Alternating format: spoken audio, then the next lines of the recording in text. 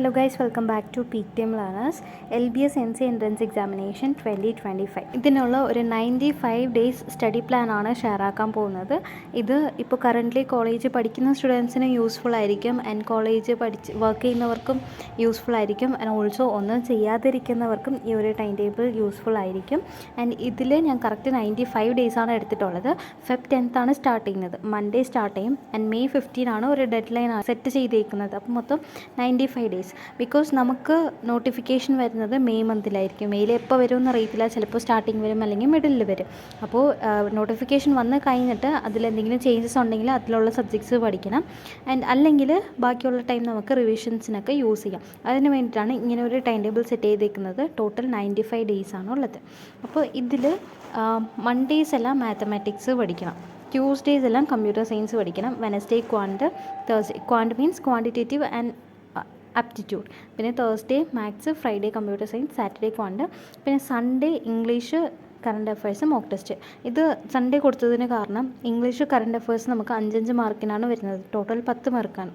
അപ്പോൾ അതിന് കൂടുതൽ ഫോക്കസ് കൊടുത്തൊന്നും പഠിക്കണ്ട.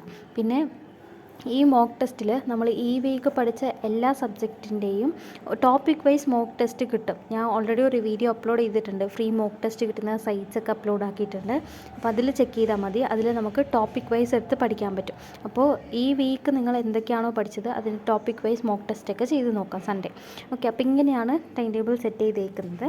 ഇതിൽ മാത്സ് പഠിക്കാൻ നമുക്ക് 28 ഡേയ്സ് കിട്ടും, കമ്പ്യൂട്ടർ സയൻസ് പഠിക്കാൻ 27 ഡേയ്സ് കിട്ടും, പിന്നെ ക്വാണ്ടിറ്റേറ്റീവ് ആപ്റ്റിറ്റ്യൂഡ് അതിനും 27 ഡേയ്സ് കിട്ടും, പിന്നെ ഇംഗ്ലീഷ്, കറണ്ട് അഫയേഴ്സ്, പിന്നെ മോക്ക് ടെസ്റ്റ് അതിനൊക്കെ ചേർത്ത് ഒരു 13 ഡേയ്സ് കിട്ടും. ഇതെല്ലാം ചെയ്യുമ്പോൾ തന്നെ ഓൾമോസ്റ്റ് നിങ്ങളെല്ലാം തന്നെ കവർ ചെയ്ത് കാണും. പിന്നെ ബാക്കിയുള്ള ഡേയ്സ് ഫുൾ ലെന്ത് മോക്ക് ടെസ്റ്റൊക്കെ ചെയ്യാം, റിവിഷനൊക്കെ നിങ്ങൾക്ക് യൂസ് ചെയ്യാം. ഓക്കെ, ഇതിൽ ക്വാണ്ട് നിങ്ങൾ കോമ്പറ്റേറ്റീവ് എക്സാംസിനൊക്കെ പ്രിപ്പയർ ചെയ്യുന്ന ആൾക്കാരാണെങ്കിൽ ഈ ക്വാണ്ട് നിങ്ങൾക്ക് ഈസി ആയിരിക്കും. ആൻഡ് ഈ SSC ഒക്കെ പ്രിപ്പയർ ചെയ്യുന്ന ആൾക്കാരാണെങ്കിൽ അതിലുള്ള ക്വാണ്ട് തന്നെ പഠിച്ചാൽ മതി. അല്ലാത്തവർക്ക് കുറേ യൂട്യൂബ് പ്ലേലിസ്റ്റൊക്കെ ഉണ്ട്, നീം CET അതുപോലെ കുറേ MC എൻട്രൻസ് എക്സാമിൻ്റെ പ്ലേലിസ്റ്റിലൊക്കെ ഉണ്ട്. ഇംഗ്ലീഷ് ആൻഡ് ഹിന്ദിയിൽ അവൈലബിൾ ആണ്. അതിൽ ക്വാണ്ട് കിട്ടും, അത് വെച്ചിട്ട് നിങ്ങൾക്ക് പഠിക്കാം. ഓക്കെ, പിന്നെ കറണ്ട് അഫയേഴ്സിന് ഒരു സൈറ്റ് ഉണ്ട്. ആ സൈറ്റിൻ്റെ ലിങ്ക് ഞാൻ കിട്ടുമ്പോൾ ഡിസ്ക്രിപ്ഷനിലിടാം. അതിലാണെങ്കിൽ മന്ത്ലി കറണ്ട് അഫയേഴ്സൊക്കെ നമുക്ക് പഠിക്കാൻ പറ്റും. പിന്നെ ഇംഗ്ലീഷ് ആണെങ്കിൽ ഇംഗ്ലീഷിൽ ബേസിക് ഗ്രാമർ അതൊക്കെയാണ് വരുന്നത്. അപ്പോൾ അതിൻ്റെ മോക്ക് ടെസ്റ്റൊക്കെ വെച്ചിട്ട് നിങ്ങൾക്ക് പഠിക്കാം ഈസി ആയിട്ട്. ഓക്കെ, അപ്പോൾ ഇതിന് ഡേയ്സ് ഇങ്ങനെയാണ് ഡിവൈഡ് ചെയ്തേക്കുന്നത്. Maths 28, computer science 27, Quant 27, CA English അതിനൊക്കെ 13 ഡേയ്സാണ് ഉള്ളത്. ഇനി ഇതും കൂടി നമ്മൾ ഡിവൈഡ് ചെയ്യണം. ഇത് മാത്രം വെച്ച് പഠിച്ചാൽ ചിലപ്പോൾ ഒരു ടോപ്പിക്ക് തന്നെ നമ്മൾ ഫുള്ള് വെച്ചുകൊണ്ടിരിക്കും. അപ്പോൾ ഇതും കൂടെ ഇനിയും നമുക്ക് ഡിവൈഡ് ചെയ്തെടുക്കണം. അപ്പോൾ മാത്സിലാണെങ്കിൽ നമുക്ക് 5 പാർട്ടാണ് വരുന്നത്. ഒരിതിൽ ഓൾജിബ്ര ഉണ്ട്, ഒരിതിൽ കോർഡിനേറ്റ് ജോമെട്രി ഉണ്ട്, ഒരിതിൽ ട്രിഗ്നോമെട്രി, മെൻസുറേഷൻ, പിന്നെ പ്രോബബിലിറ്റി ആൻഡ് സ്റ്റാറ്റിസ്റ്റിക്സ്. മാത്തമാറ്റിക്സിൽ ഈ പ്രോബബിലിറ്റി ആൻഡ് സ്റ്റാറ്റിസ്റ്റിക്സ് ഇത് കുറച്ച് ഈസി ആയിട്ടുള്ള സബ്ജക്റ്റാണ്. ഇതിന് കൂടുതൽ ടൈമൊന്നും കൊടുക്കണ്ട. അപ്പോൾ അതിൽ ഒരു 7 ഡേയ്സ് നിങ്ങൾ ഓൾജിബ്രയ്ക്ക് എടുക്കാം, അടുത്ത 7 ഡേയ്സ് കോർഡിനേറ്റ് ജോമെട്രി പഠിക്കാം, അടുത്ത 7 days trigonometry, and last 7 days mensuration ഇത് പഠിക്കാം. ആൻഡ് ഇത് പഠിക്കുമ്പോൾ ഇതിൻ്റെ കൂടെ തന്നെ ഇപ്പോൾ നിങ്ങൾ 2 hours പഠിക്കുന്നതെങ്കിൽ ഒരു half an hour or 45 minutes probability and statistics അതിന് വേണ്ടിയിട്ട് മാറ്റി വെച്ചാൽ മതി. ആൻഡ് ഇത് ഞാൻ 2 hours ബേസ്ഡാണ് എടുത്തേക്കുന്നത്. നിങ്ങൾ കോളേജൊക്കെ പഠിക്കുന്ന സ്റ്റുഡൻസ് ആണെങ്കിൽ ഈവനിങ് ഒരു 2 hours അല്ലെങ്കിൽ മോർണിംഗ് ഒരു 2 hours പഠിക്കാം. അല്ല വർക്കിന് പോകുന്നവരാണെങ്കിലും നിങ്ങൾക്ക് ടൈം കുറച്ച് മാനേജ് ചെയ്തിട്ട് 2 hours ഇതിന് പഠിക്കാൻ വേണ്ടി എടുക്കാം. പിന്നെ ഒന്നും ചെയ്യാതിരിക്കുന്നവരാണെങ്കിൽ നിങ്ങൾക്ക് കുറേ സമയമുണ്ട്. അപ്പോൾ നിങ്ങൾക്ക് ഇതിൽ എങ്ങനെ വേണമെങ്കിലും ടൈം സ്റ്റാമ്പ് നിങ്ങൾക്ക് ഡിവൈഡ് ചെയ്യാം.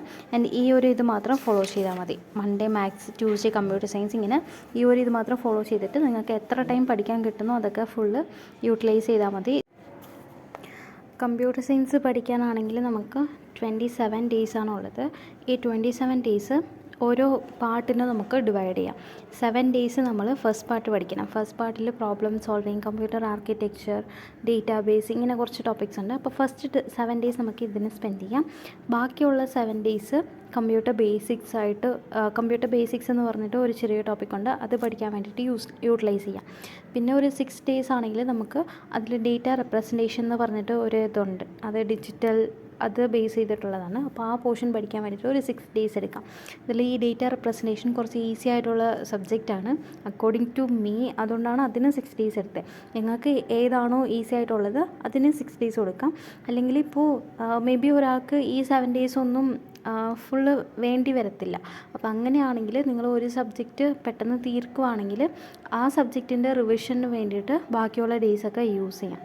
പിന്നെ 6 days data representation, 7 days computer ആർക്കിടെക്ചറിന് വേണ്ടിയിട്ട് എടുക്കാം. പിന്നെ ക്വാണ്ടിന് നമുക്ക് 27 days ആണുള്ളത്. ക്വാണ്ടിലാണെങ്കിൽ കുറേ ടോപ്പിക്സ് ഉണ്ട്. നമുക്ക് ഏത് ടോപ്പിക് വരുമെന്ന് അറിയത്തില്ല. അതിൽ കുറേ ഉണ്ട്. ഏജ് റിലേറ്റഡ്, സ്പീഡ്, ആവറേജ്, പിന്നെ എന്താ ഉള്ളത്, റേഷ്യോ, ഇങ്ങനെ കുറേ ടോപ്പിക്സ് ഉണ്ട്. അപ്പോൾ അതിൽ എന്തൊക്കെ ടോപ്പിക്സ് വരുമെന്ന് ഞാൻ കുറച്ചുകൂടെ നോക്കിയിട്ട് ഷെയർ ആക്കാം. അപ്പോൾ ഇപ്പോൾ നിങ്ങൾ പ്രീവിയസ് ഇയർ പേപ്പറൊക്കെ നോക്കിയിട്ട് അതിലുള്ള ക്വസ്റ്റ്യൻ ടൈപ്സ് ഏതാണോ അത് വെച്ചിട്ട് പഠിക്കാം. അപ്പോൾ ഇങ്ങനെയാണ് ഞാൻ ടൈം ടേബിൾ സെറ്റ് ചെയ്തിട്ടുള്ളത്. ഇത് നിങ്ങൾക്ക് എങ്ങനെയാണോ കംഫർട്ടബിൾ അതനുസരിച്ച് നിങ്ങൾക്ക് ചേഞ്ച് ചെയ്യാം. ചിലപ്പോൾ നിങ്ങൾക്ക് മാത്സിന് കൂടുതൽ ടൈം വേണമായിരിക്കും, CS കുറച്ച് ടൈമേ വേണ്ടി വരത്തുള്ളൂ. നിങ്ങൾ CS പഠിച്ച സ്റ്റുഡൻസ് ആണെങ്കിൽ.